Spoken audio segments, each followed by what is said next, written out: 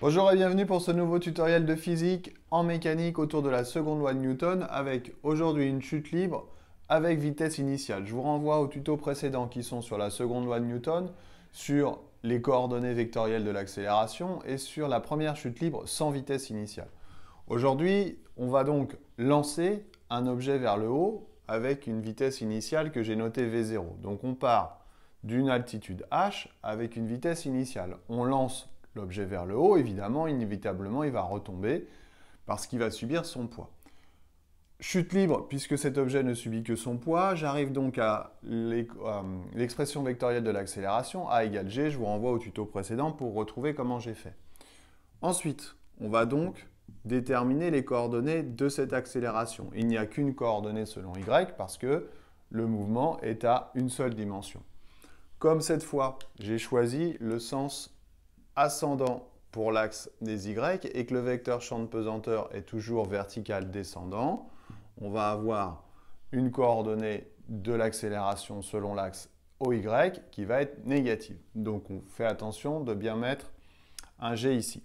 Pour trouver les coordonnées de la vitesse, donc l'expression de V de Y en fonction du temps, on va, comme on l'a fait dans le tuto précédent, trouver la primitive de moins G.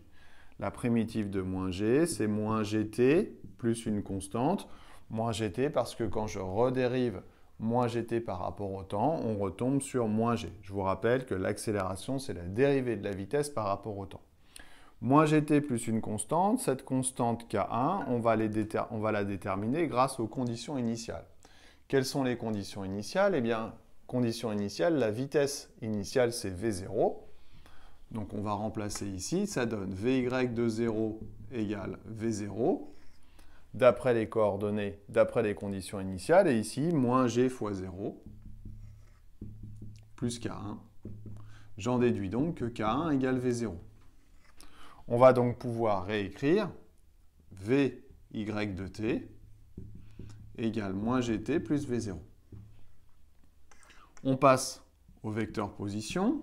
Là aussi, une seule coordonnée, puisqu'on est selon l'axe OY. On prend la primitive de moins gt, donc moins 1 demi de gt carré. La primitive de V0, V0 est une constante, donc V0t, plus une constante K2 liée aux conditions initiales, cette fois, condition initiale sur la position. AT égale 0. AT égale 0. La balle, l'objet, le système, se trouve à une altitude h. On va donc remplacer ici, y de 0 égale moins 1 demi fois g fois 0 au carré, plus v0 fois 0, plus k2, donc c'est égal à k2, et c'est égal aussi à l'altitude h. On en déduit donc que k2 égale h. Je peux donc enfin écrire y de t, équation horaire du mouvement du système en fonction du temps, y de t égale moins 1 demi de gt carré, plus v0t, plus h0. Donc vous voyez que par rapport à l'équation horaire dans le tuto précédent, on obtient des petites modifications. C'est pour ça que mon conseil, c'est de ne pas apprendre par cœur, mais à chaque fois de retrouver ces équations horaires en tenant compte, bien sûr, des conditions initiales. Voilà, j'espère que j'ai été clair. Je vous dis à bientôt pour un nouveau tuto. Bye bye.